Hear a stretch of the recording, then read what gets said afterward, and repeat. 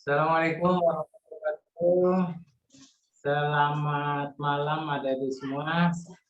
Gimana, sehat? Sehat semua ya? Oke, kita belajar lagi nih. Nah, kemarin materi kita itu sudah soal nomor 27 kalau tidak salah. Ya kan? Berarti kita melanjutkan ke nomor 28 ya. Kita habiskan nomornya. Nomor 28.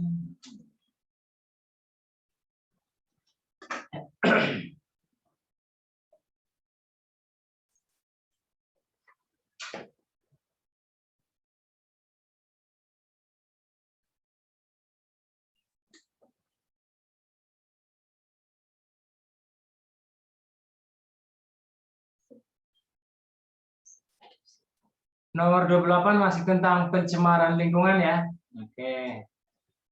Ini adalah pengaruh pertumbuhan penduduk terhadap kualitas udara perkotaan. Ini prediksinya atau kira-kira seperti apa gitu ya.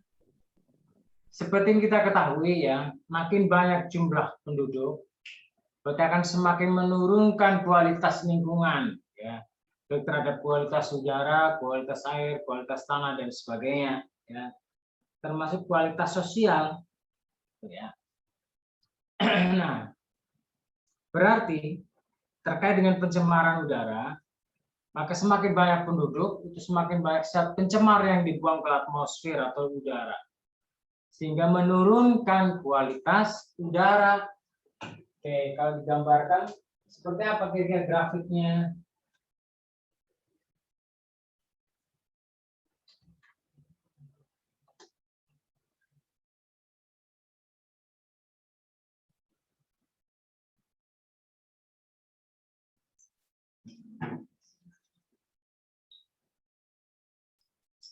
Nomor 28, nah, ini grafiknya seperti ini. Ini sumbu X, ini sumbu Y. Ya. Sumbu X itu adalah menunjukkan jumlah penduduknya. Ya. Semakin ke kanan berarti jumlah penduduk semakin banyak, semakin sedikit. Sementara sumbu Y itu menunjukkan kualitas.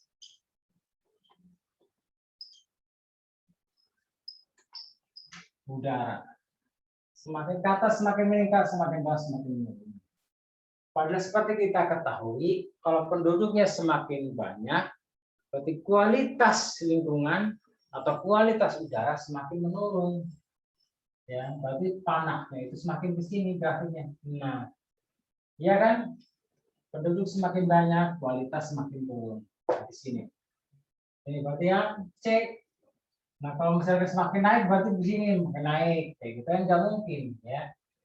Tidak mungkin semakin banyak penduduk, kualitas atau mutu lingkungan meningkat. Kecuali dengan penanganan yang luar biasa. Tapi itu tidak bisa dihindari ya. Misalkan melarang kendaraan bermotor. Jadi yang boleh dipakai adalah kendaraan elektrik misalkan. Terus yang kedua, pabrik-pabrik misalkan diharuskan tutup, itu kan nggak mungkin, ya kan?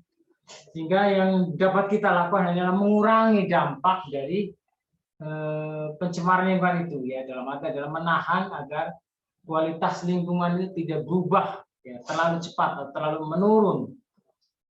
Oke ya, itu yang C. Nomor berikutnya nomor 29, gerak antagonis. Kalau di sinetron atau drama itu ada peran antagonis, ya kan? Itu peran-peran yang jahat. Nah, karena kalau di biologi ada gerak antagonis. Gerak antagonis adalah gerak yang otot-ototnya itu saling berlawanan. Satu kontraksi, satu relaksasi. Satu relaksasi, satu kontraksi. Begitu ya. Jadi tidak ada kerjasama antar otot. Maka disebut gerak antagonis.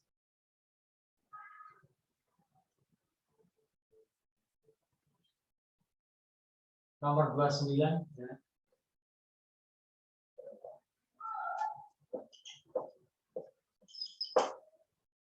Ini gerak antagonis.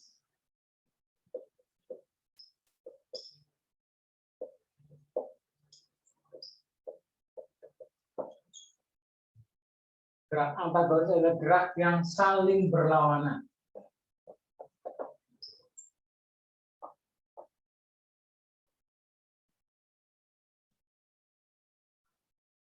Saling berlawanan.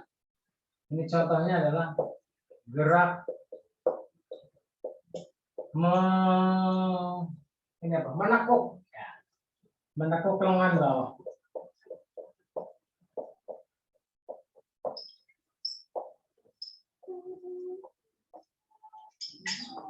Jadi seperti ini ya, tekuk lengan bawah menjadi begini, seperti huruf L.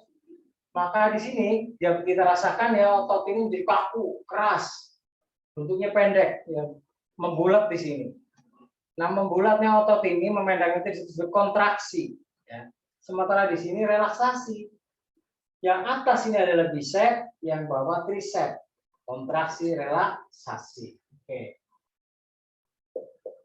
Bicep, kontraksi.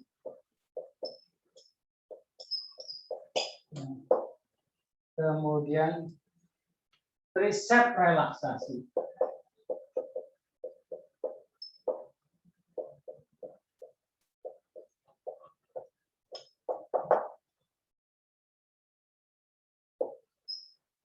Yang kedua, kebalikannya, gerak meluruskan lengan. Ya.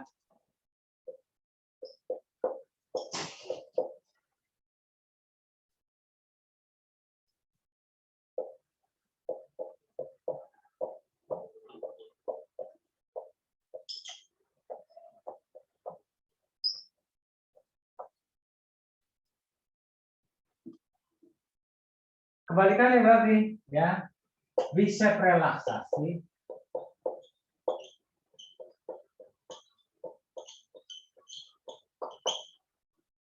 Tricep kontraksi.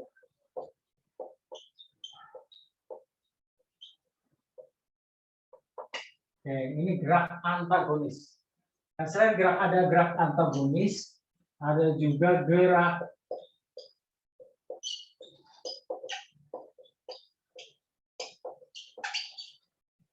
sinergis, ya. Antagonis berlawanan, maka sinergis saling bekerja sama.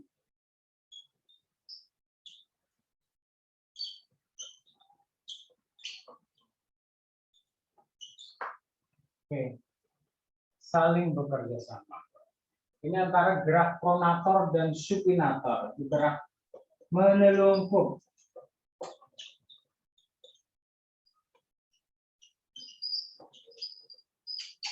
Ya. Dan menengadah telapak tangan.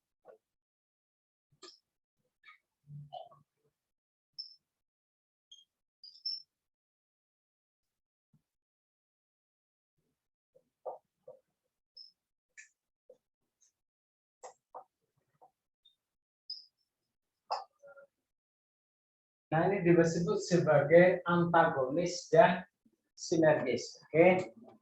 Nah, di sini berarti ada dua jawaban, yaitu A, menekuk lengan, dan B, meluruskan lengan. Ada dua jawaban ya di sini. A dan B. A dan B sama-sama benar. Oke. Berikutnya nomor 30. Oke. Nomor 30 ini tentang sistem pencernaan, yaitu memecah makanan agar mudah diserap. Namanya mencerna. Ya. Pencernaan ada mekanik dan ada kimiawi. Mekanik itu dengan gigi yang menghaluskan makanan dan otot-otot lambung. Yang kedua yang kimiawi itu dengan enzim-enzim. Ya. Enzim itu ada amilase di mulut sampai ke usus halus. Ya. Oke, sesuai urutannya ya. Yang A itu berarti adalah mulut ya. A ini mulut. Nah, kira-kira di mulut kita itu terdapat apa? Nah, mulut kita itu ada gigi, ada lidah, ada ludah. ada gigi, ada lidah, ada ludah. Oke. Gigi itu menghaluskan makanan, ya. Ada gigi seri, gigi taring, gigi geraham. Seperti pencernaan mekanik.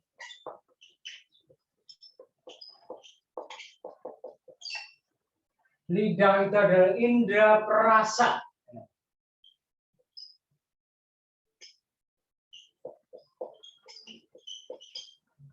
Ludah itu pada ludah kita itu ada enzim, ya. Namanya enzim pitialin atau amilase, ya. Jadi tidak sembarangan ini ludah, ya kan? Enzim pitialin, ya, atau amilase.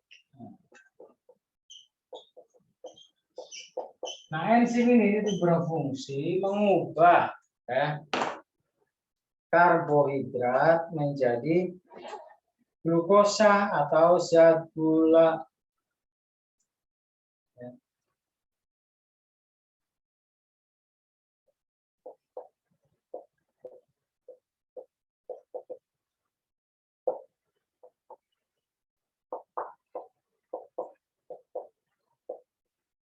Nah, ini pada ludah kita. Nah, yang B, oke. Yang B sesuai gambar adalah kerongkongan, bukan tenggorokan. Ya. Kerongkongan atau esofagus. Nah, pada kerongkongan tidak ada pencernaan di sini. Tidak ada pencernaan. Yang ada adalah gerak peristaltik.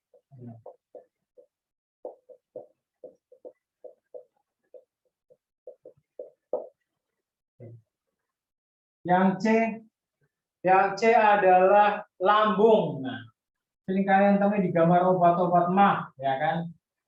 Lambung. Di sini ada pencernaan mekanik. Ya. Pencernaan mekanik itu dengan otot-otot lambung.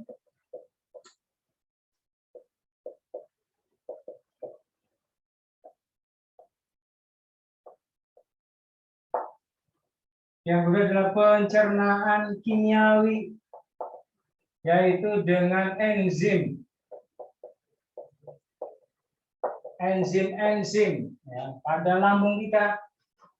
Yang pertama ada HCl atau asam klorida. Ya, ini asam kuat. Ya. Ini pertama adalah mengasamkan makanan, sehingga kondisi lambung itu menjadi asam, makanan pun jadi asam.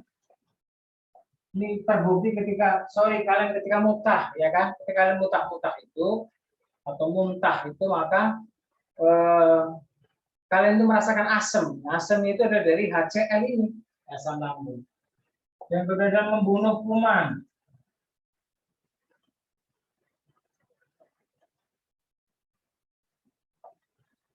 Yang ketiga adalah mengaktifkan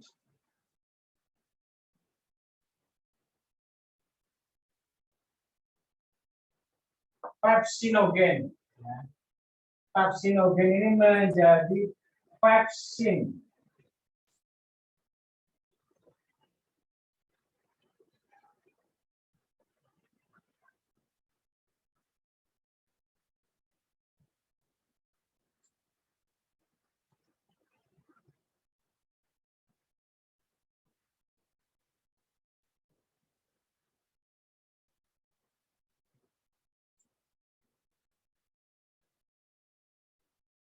Oke, yang D sekarang ya.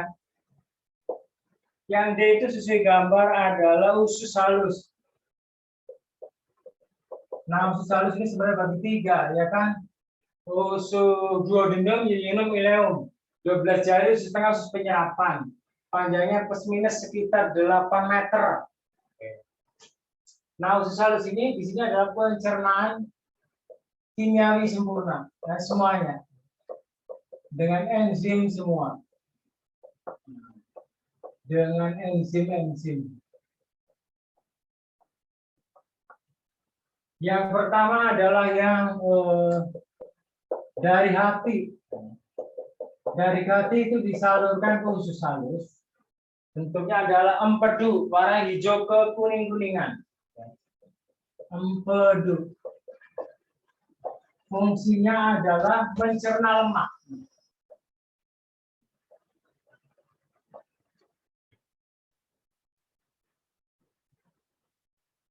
Ini empedu, mencerna lemak.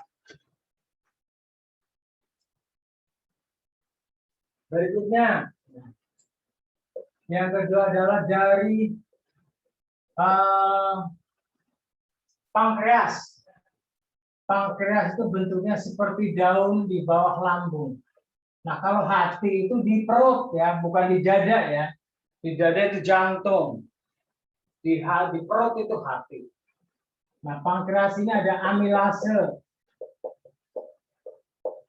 ada lipase, ada tripsin. Amilase itu kayak titik angin di sini, di mulut ya. Sama kayak ini nih, ya. Fungsinya adalah ubah karbohidrat atau amilum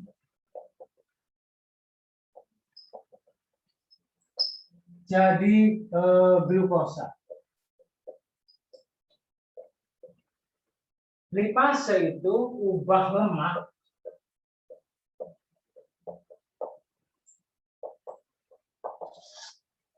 jadi asam lemak ya, dan gliserol.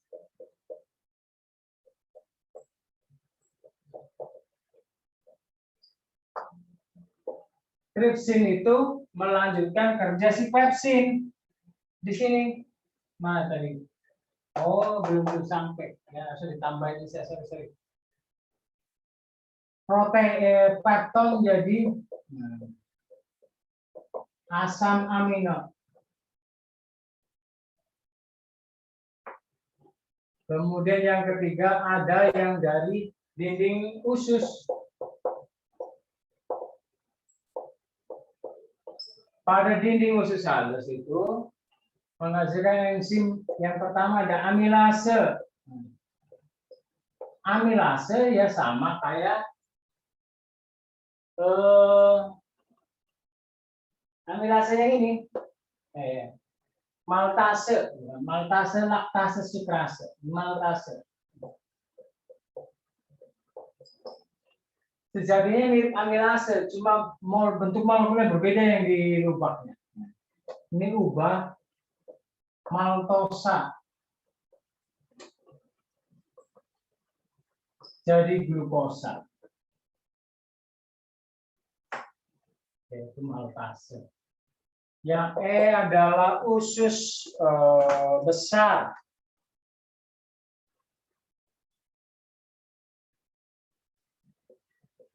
Nah, pada usus besar tidak ada pencernaan lagi. Pencernaan berhenti pada usus halus. Usus besar ini adalah ya, proses yang terjadi, proses pembusukan dan penyerapan air.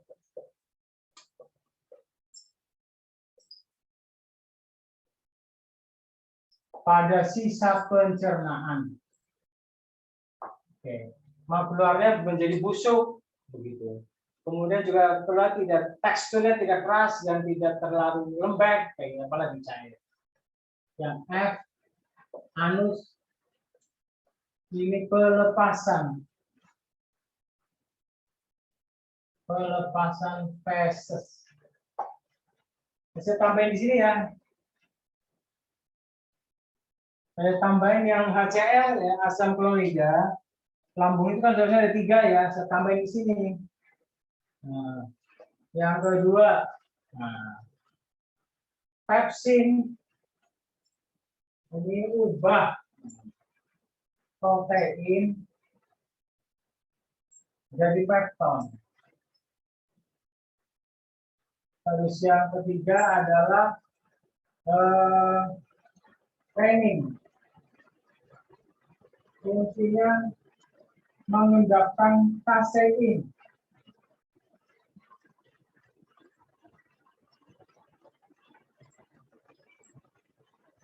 atau protein susu. Ini adalah pencernaan. Mulut, terowongan lambung, salus besar sampai ke anus. Oke, nah di sini yang ditanyakan adalah pada yang D, berarti yang ini usus halus, ya. Yang maltase, berarti yang A, 30 yang A. Oke.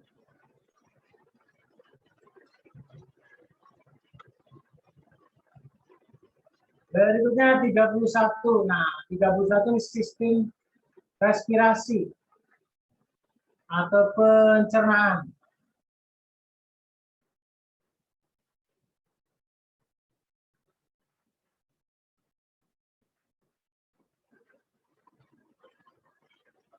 Sistem pencernaan.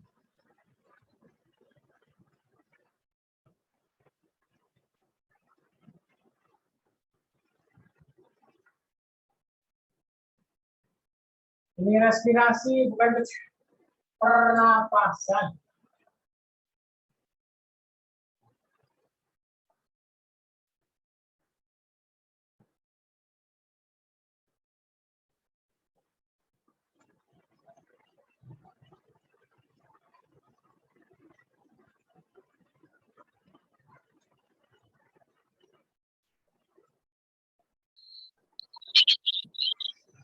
Ini gambarnya seperti ini.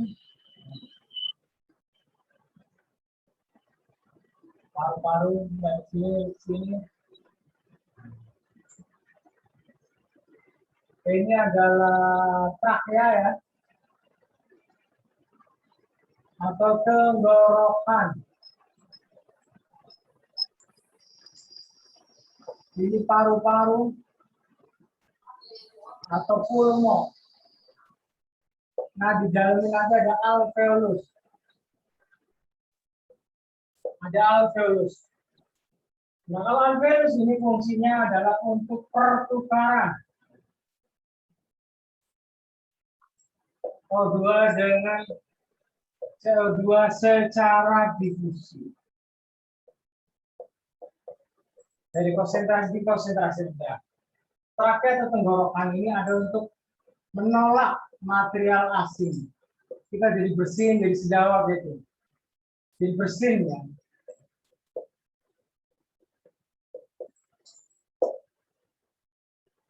Berarti yang B ya. Ini jawabannya B. Oke. Ada yang mau ditanyain sama nomor 31? Ya. Kalau nggak ada kita lanjut. Nomor 32.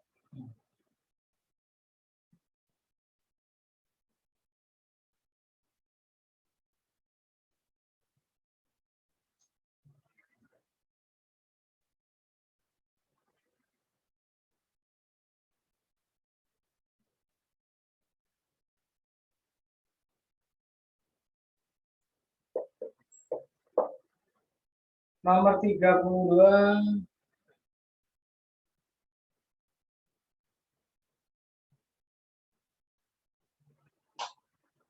Oke.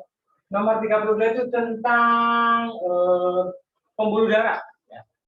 Jadi pembuluh darah pada kita, pada manusia itu ada dua ya, pembuluh nadi atau arteri, ya. Yang kedua ada pembuluh balik atau pembuluh vena. Nah, kedua pembuluh ini mempunyai perbedaan, baik dari segi bentuknya, arah aliran darah zat yang dibawa maupun cara kerjanya. Oke, ya. Yang pertama dari nadi atau arteri. Ini arahnya adalah keluar jantung.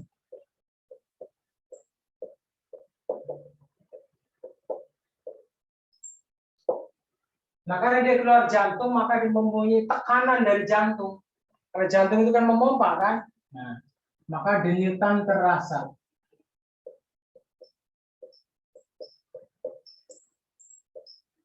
Denyutan terasa. Dinding tebal dan elastis. Nah, kenapa didesain tebal dan elastis? Ada yang mempunyai tekanan yang kuat itu dari jantung. Kalau dia misalkan tipis atau tidak elastis, ya jebol, bahaya banget, ya kan? Kemudian membawa oksigen, ya, diedarkan ke seluruh tubuh, ke sel-sel tubuh. Kemudian ketika luka, maka darah memancar karena mempunyai tekanan dari jantung, nada atau arteri, vena atau balik. Ya kebalikannya, berarti dia menuju jantung.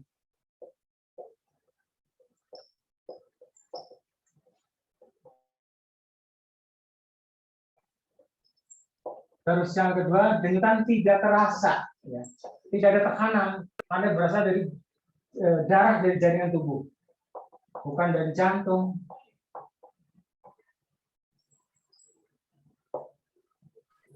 Dinding tipis, ya.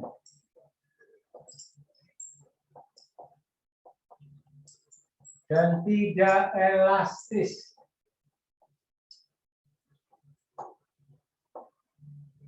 Yang dibawa adalah CO2.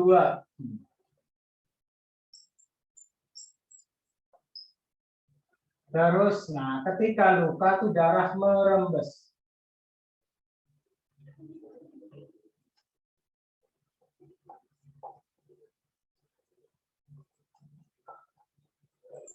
Oke.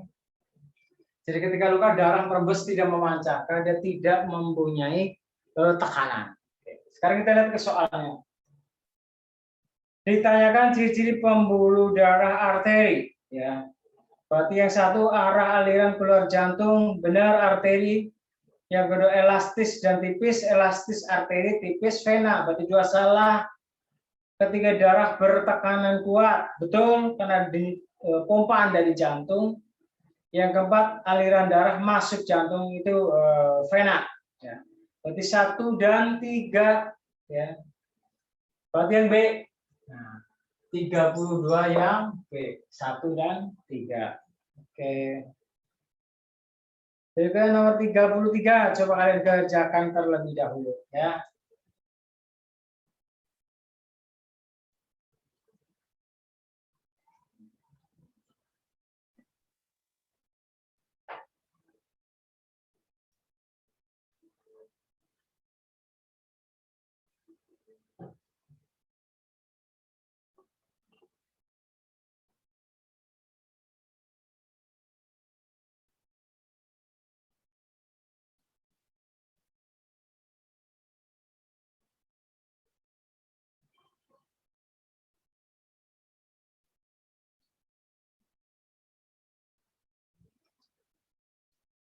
Lanjutin ya.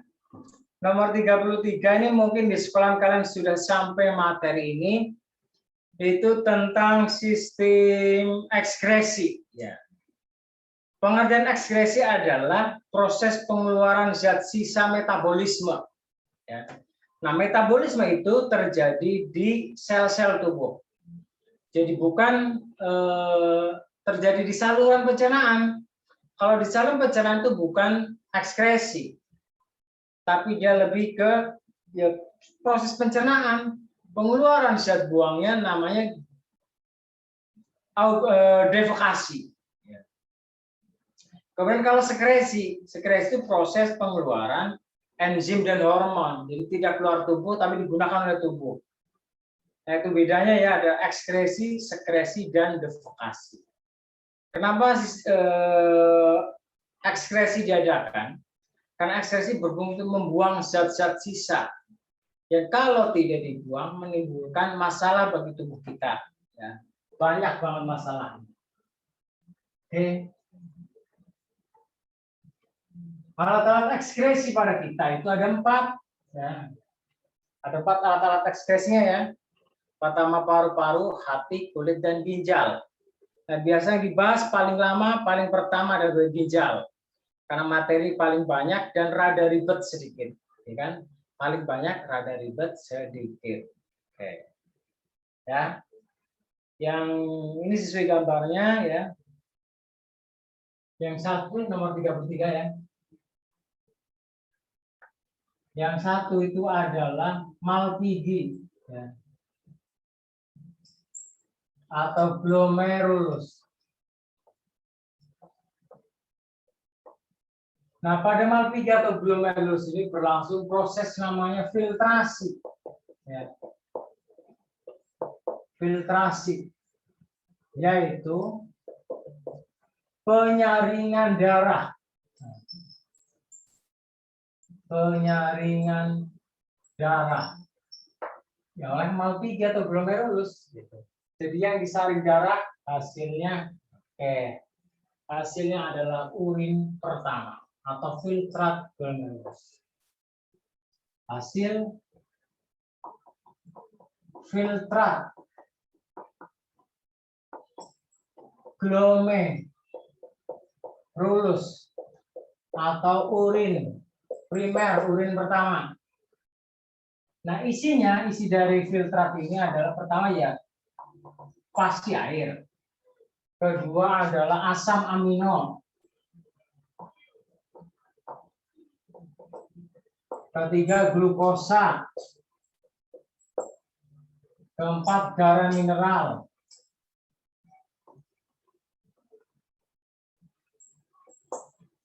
Berikutnya adalah ureum. Keratin. Oke. Nah, dari sekian macam zat ini, sebagian itu masih kita gunakan kembali. Air masih kita pakai sebagian, asam amino dipakai semua, glukosa dipakai semua, garam mineral dipakai sebagian.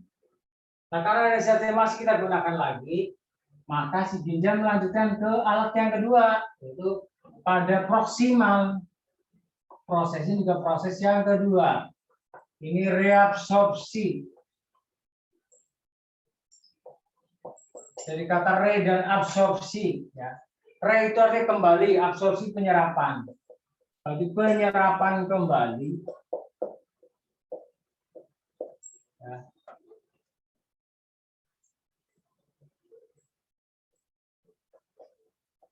Zat yang dibutuhkan tubuh diserap kembali. Oke. Nah, hasilnya itu urin kedua atau disebut filtrat tubulus.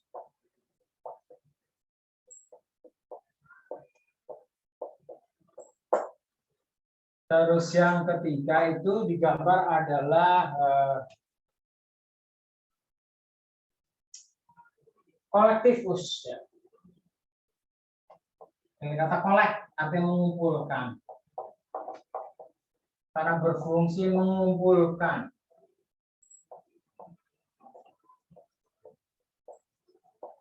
Dan menyalurkan.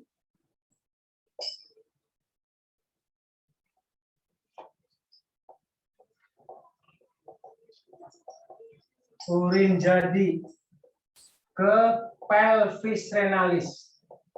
Berarti belum ke kandung kemih. Karena kolektifus itu masih di dalam ginjal. Bagian dari nefron. Atau rongga ginjal. Ini pelvis renalis. Nah, nanti dari pelvis renalis disalurkan melalui ureter baru ke kandung kemih. Oke. Berarti jawabannya mana? Yang C ya.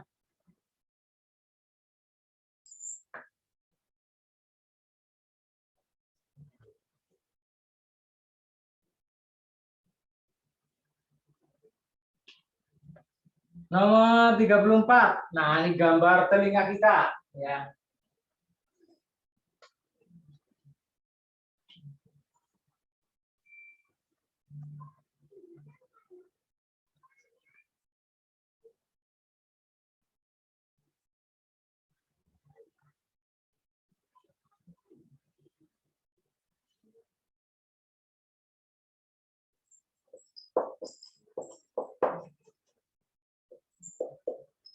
Ada 5, ya dari 5 itu lubang telinga atau liang telinga.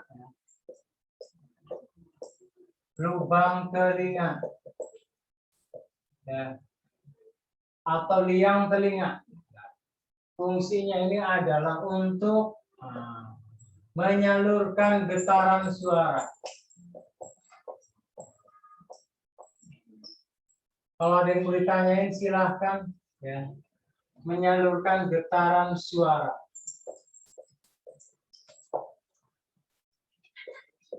Yang keempat, membran timpani atau gendang telinga.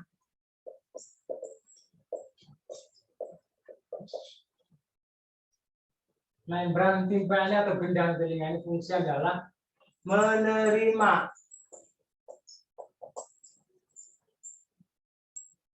getaran suara, ya, menerima getaran suara. Yang ketiga, nah, ini adalah rumah siput.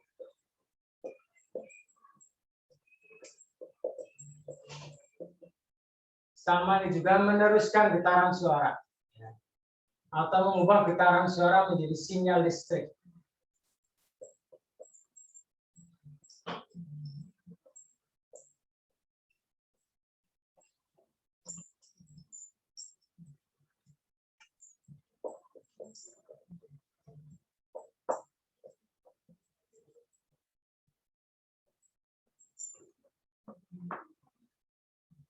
Terus yang kedua, itu 3 saluran setengah lingkaran atau organ kortik. Nah, ini adalah untuk keseimbangan.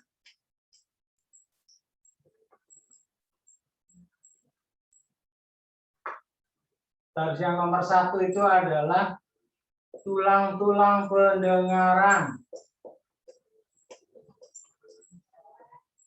Posisinya adalah di belakang gendang telinga. Ini ada martil, ada landasan, ada sanggurdi. Fungsinya adalah untuk yang meneruskan getaran suara atau untuk pendengaran. Meneruskan getaran suara. Oke. Berarti nomor 1 jawabannya yang B, ya 34B. Oke.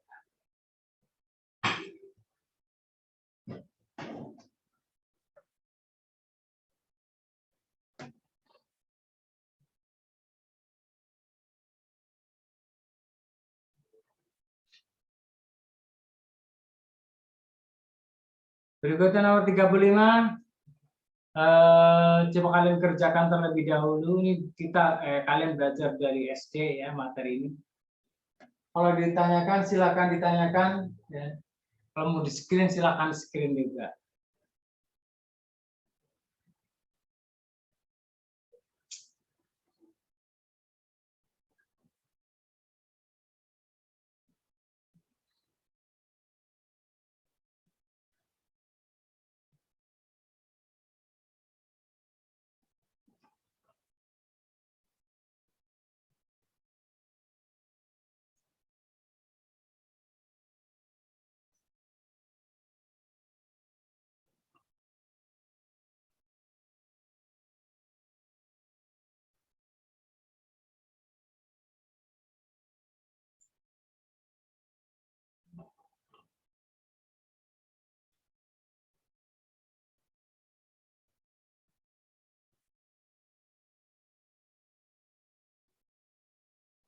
Gambar bunga, oke ya.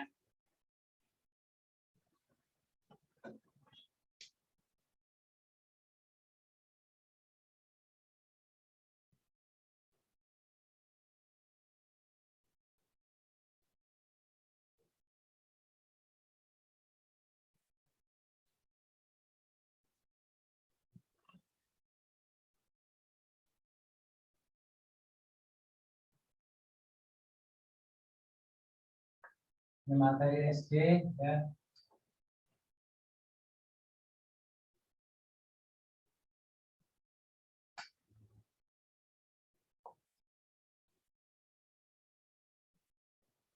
Ini adalah tangkai bunga.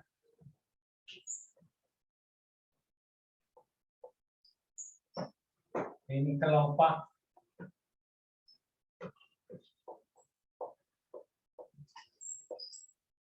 Kelopak bunga itu fungsinya sebagai pelindung bunga.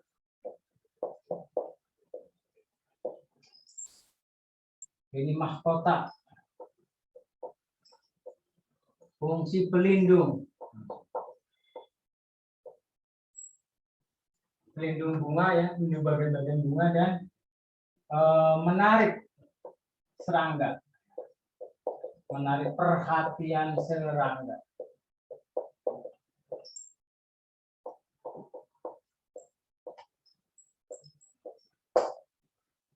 Terus ini benang sari. Ini adalah putik. Nah, benang sari ini ya, ini menghasilkan, di benang sari ada 3 bagian ya. Kepala sari, tangkai sari, dan serbuk sari. Berarti ini menghasilkan serbuk sari. Serbuk sari itu berupa biji-bijian kayak tepung gitu ya. Nyala jantan, berarti akan menyerbuki ini di sini putik. Putik ini menghasilkan ovum. Di sini ada bakal biji di dalamnya, ada ovumnya.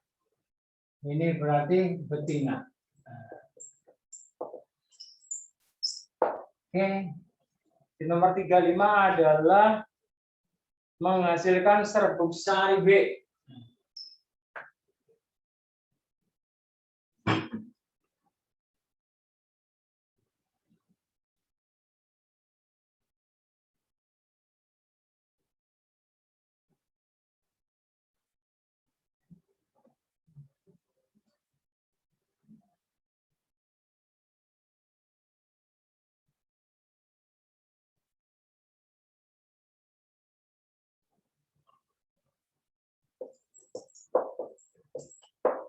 Nomor 36. Ya. Silakan kalau ada mau ditanyain, silakan screen. Nomor 36 kalian kerjakan dulu coba. Ya, ini materi di SD gampang.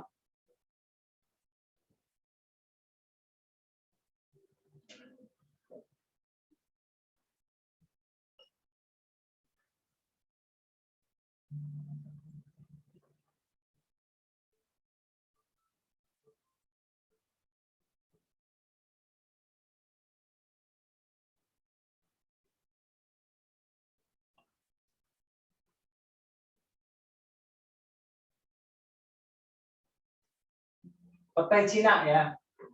Petai Cina atau lamtoro ya. Itu mempunyai banyak daun, disebut sebagai daun majemuk ya. Nah, dia itu sama kayak pohon asem, daunnya banyak banget. Terus kayak pohon trembesi sama ya. Di daun pada pohon-pohon ini ketika menjelang senja ya, itu dia menutupkan daunnya atau tidur. Nah, ketika pagi hari maka dia itu membuka lagi, merekah lagi ya. Nah, respon ini disebut sebagai gerak tidur daun ya. Respon petai Cina di sore hari itu mengatupkan daunnya.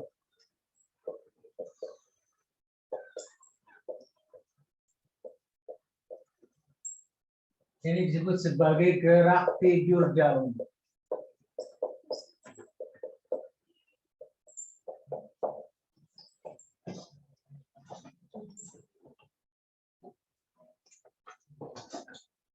Atau niktinasti.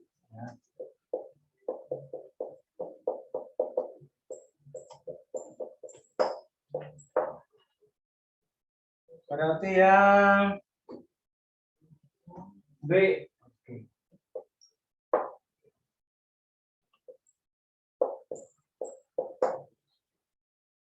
Berikutnya nomor 37.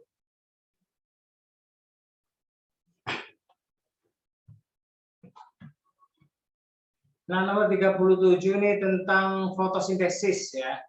Pada fotosintesis nanti yang sering keluar biasanya tentang percobaan fotosintesis atau reaksinya secara umum. Nah, kalau reaksi fotosintesis ini sejak SD sudah kalian pelajari. Nah, kalau percobaan biasanya SD kelas 6 mungkin sudah ada ya. Atau biasanya dari kelas 7 ya. Ini sudah ada. Oke, jadi tidak ada kesulitan bagi kalian. Oke, nah sekarang reaksinya ada masih ingat? Reaksi fotosintesis.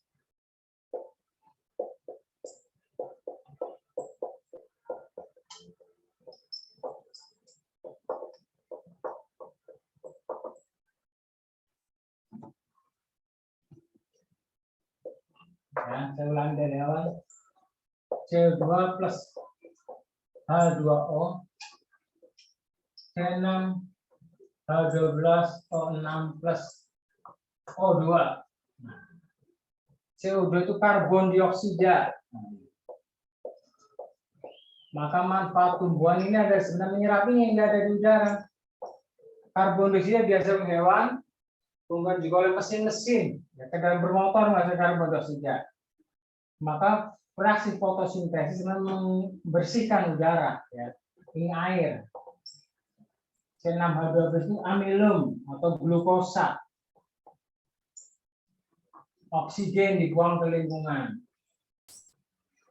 Ini reaksi secara umum. Ya. Nah, kadang-kadang pada percobaan itu untuk mengetahui apakah fotosintesis itu menghasilkan apa gitu ya, maka ada daun-daun yang ditutup seperti ini. Ya. Ini misalkan daun, nah, ini tangkainya, ada separuh ditutup. Separuh ditutup, ini di siang hari. Seperti itu. Jadi daun yang tertutup ini dengan aluminium foil,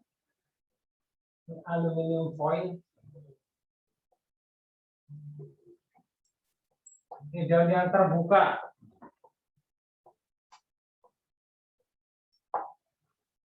Maka pada kedua bagian daun itu nanti menghasilkan hasil yang berbeda. Oke ya, seharusnya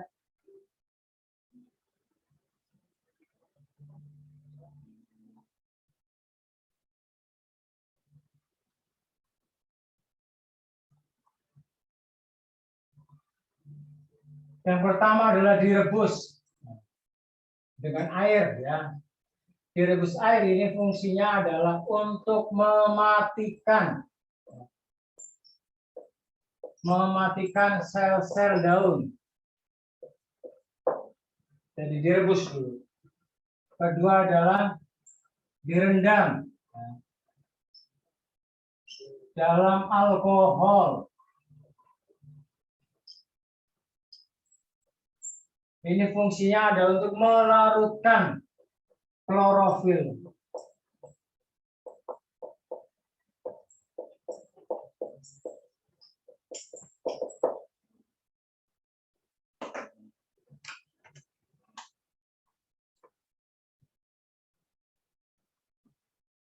Oke ya.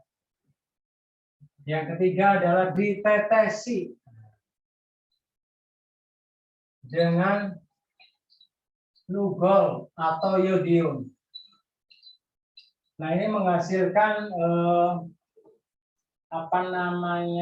hasil yang berbeda, baik pada daun yang terbuka maupun daun yang tertutup. Yang pertama daun terbuka, maka dia akan berwarna biru kehitaman. Kenapa berwarna biru kehitaman? Karena pada daun terbuka tersebut mengindikasikan adanya amilum. Nah, kalau ada amilum, berarti ada ini, glukosa nanti bertumpuk jadi amilum. Nah, berarti nanti mengindikasikan daun terbuka itu terjadi fotosintesis.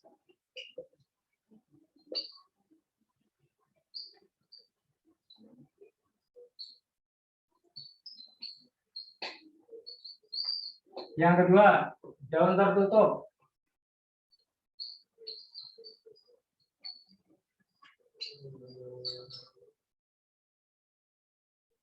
Ini terpucat. Terus kemudian berarti tidak ada amilin. Ya.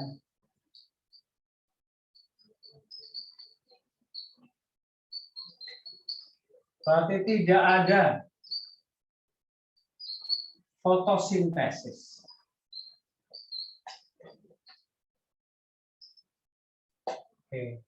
Nah, di sini yang ditanyakan adalah kenapa harus di nomor 3 ke dalam alkohol, berarti yang ini melarutkan klorofil. Yang B ya, 37 itu B, melarutkan klorofil. Oke.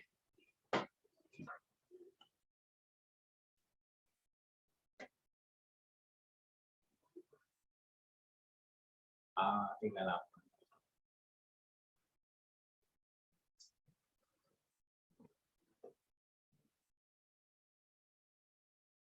Tiga 38 itu tentang seleksi alam. Ya. Seleksi alam adalah terpilihnya ya, individu anggota populasi oleh alam. Jadi alam yang memilih dengan sendirinya. Ya. Itu disebut sebagai seleksi alam. Ya.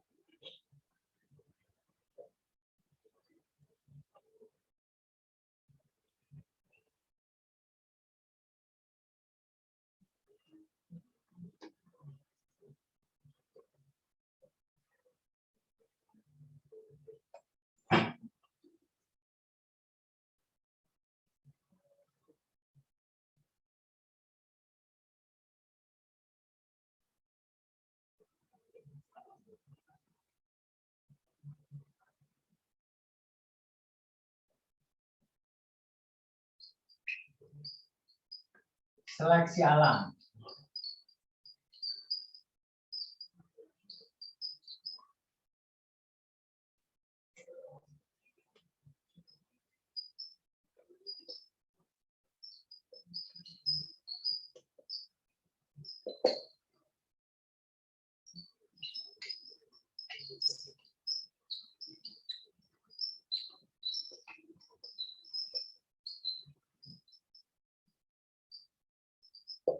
Terpilih individu anggota populasi oleh alam sebagai seleksi alam.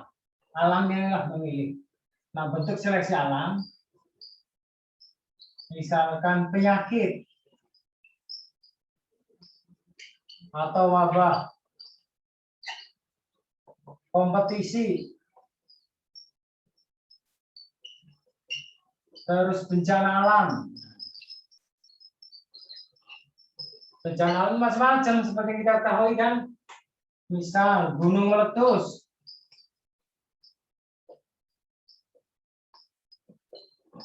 tsunami, dan lain-lain. Banjir bandang, tanah longsor, gitu. Itu gempa bumi. Nah, itu adalah bentuk-bentuk seleksi alam. Nah, sekarang yang terjadi pada badak di ujung kulon. Nah, ujung kulon adalah ujung paling barat dari Pulau Jawa. Dia sejengkal lagi, itu adalah Selat Sunda. Ya. Pada Selat Sunda itu terdapat gunung Krakatau. Maka proses seleksi alam di ujung kulon ini adalah ya ini, gunung meletus. Gunung meletus. Ya. Dalam hal ini adalah Gunung Krakatau. Nah, efek lanjutan atau dampak lanjutan dari gunung meletus ini ya tsunami, kayak gitu loh. Tsunami yang luar biasa sekali di Selat Sunda sampai ke Lampung, ke ujung kulon dan sebagainya. Oke ya.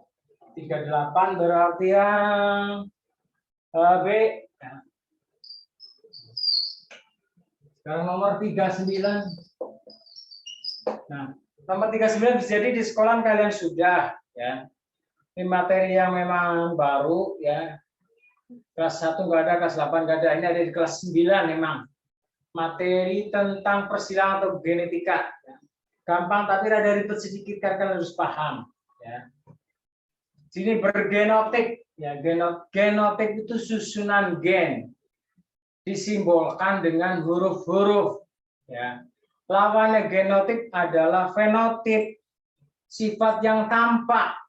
Nah, atau bisa diterima panca indera kita. Ini pertama P itu artinya parent, alias indukan ya. B besar, B kecil, M besar, M kecil. Nah, B besar itu menunjukkan itu gen dominan. B kecil gen resesif, berarti tidak kalah. Gitu loh. M besar juga sama, M kecil juga sama, kalah. Gitu. M gede dominan. Di sini silakan B kecil, B kecil, M kecil, M kecil. Nah ini resesif semua. Gametnya, nah ini B besar, M besar, ini ke sini nih. Ya. Terus kalau ini ke sini, B besar, M kecil. Kemudian ini ke sini, B kecil, M besar. Ini ke sini, B kecil, M kecil. Nah ini tinggal B kecil, M kecil. Kalau sama cukup diambil salah satu. Ya. Keturunannya kita ambil dari sini nih, jadi kita panah ke sini. Ya. B besar, B kecil, M besar, M kecil. Bukan BM, BM ya. Huruf sama disatuin, yang gede terus depan. Kemudian ini ke sini. B besar, B kecil, M kecil, M kecil. Kemudian yang ini, ya. B kecil, M besar, M kecil. Yang terakhir, B kecil, M kecil, M kecil. Oke, berarti ini ada satu. Nah, ini tidak ada genotip yang sama. Ini satu lagi, satu lagi, satu. Karena berbeda semua. Nah, ini disebut sebagai genotip. Alias susunan gen. Disimbolkan dengan huruf-huruf. Berikutnya adalah, nah, genotip yang berbeda ini memunculkan fenotip yang berbeda pula. Nah, ini pasti beda ini. Ini dengan ini beda, karena M-nya di sini M kecil. Di sini M-nya M gede, B-nya kecil, pasti berbeda dengan ini. Ini kecil semua, berbeda dengan semuanya. Maka di sini ada 4 macam fenotip. Ada 4 fenotip yang berbeda. 4 macam fenotip yang berbeda yang ditimbulkan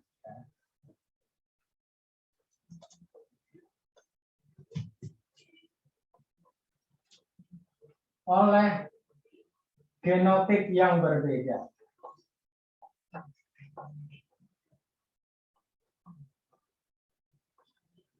Jadi si genotip ini akan mempengaruhi fenotip atau sifat yang kelihatan.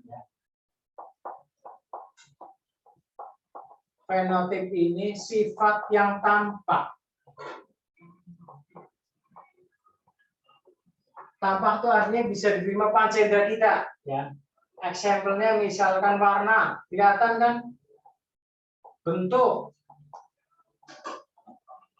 bulat, lonjong, dan sebagainya. Ukuran, panjang, pendek, ya kan? Rasa, dan lain-lain disebut sebagai fenotip. Maka pada nomor 39 ini rasionya yang C. 1:1:1:1. Nah, ini adalah kejelasnya. Kenapa seperti itu? Karena genotipnya berbeda, maka fenotipnya pasti berbeda. Oke ya, ada pertanyaan materi ini? Kapan-kapan materi ini saya perjelas lagi ya. Harus ada contoh-contoh soal yang lebih banyak. Nomor 40 terakhir. Ya. Penerapan bioteknologi. Nah, bioteknologi adalah penggunaan makhluk hidup dan hasil-hasilnya untuk memenuhi kebutuhan manusia. Di sini yang ditekankan adalah meningkatkan produksi pangan, bukan produksi bibit, ya kan? Kalau inseminasi buatan itu kawin suntik, itu pada sapi, kambing, kerbau, kuda dan sebagainya. Nah, yang disuntikan adalah sperma dari pejantan yang unggul, kayak gitu. Dimaksudkan agar keturunannya yang menjadi bibit yang unggul. Yang B, kultur jaringan itu pada tumbuhan. Fungsinya adalah untuk memperoleh bibit dalam jumlah yang banyak, sifatnya seragam dalam waktu yang singkat. Biasa dipakai untuk tanaman-tanaman yang memiliki nilai ekonomis tinggi, ya tanaman perkebunan gitu. Cloning, nah cloning ini saya mengcopy, ya, mengcopy satu individu menjadi individu yang lain yang sama persis. Karena dimasukkan adalah bukan sel sperma ke dalam sel telur, tapi sel tubuh ke dalam sel telur. Nah, yang D, rekayasa genetika. Jadi rekayasa genetika kita bisa memproduksi bahan pangan dalam jumlah yang cepat, kualitasnya bagus, terus artinya bisa terkontrol sifat-sifat itu, yaitu dengan rekayasa genetika, ya. Nomor 40 yang D, ya, 40 D. Rekayasa genetika. Oke. Sampai sini ada yang mau ditanyain, ada dari semua? Karima, halo. Halo Kak Karima. Iya, Kak. Nah, oke, ada di semua. Kita hari sampai di sini ya. Tetap semangat, terus kemudian jangan lupa belajar, ya. Terus berlatih, ya. Kadang-kadang kita belajar materi doang tanpa berlatih itu juga susah lah. Materi susah masuk ke otak, ya. Nah, dengan berlatih tipe soal yang beda-beda, nah kemudian untuk ujian nasional kan sebenarnya hampir sama tipe-tipe soalnya, terutama untuk materi matematika dan fisika, ya, karena itu materi hitungan yang harus bisa dikerjakan dengan cepat, ya. Oke, itu pesan saya, sukses buat kalian semuanya ya. Assalamualaikum warahmatullahi wabarakatuh. Waalaikumsalam warahmatullahi wabarakatuh. Makasih, Kak. Sama-sama.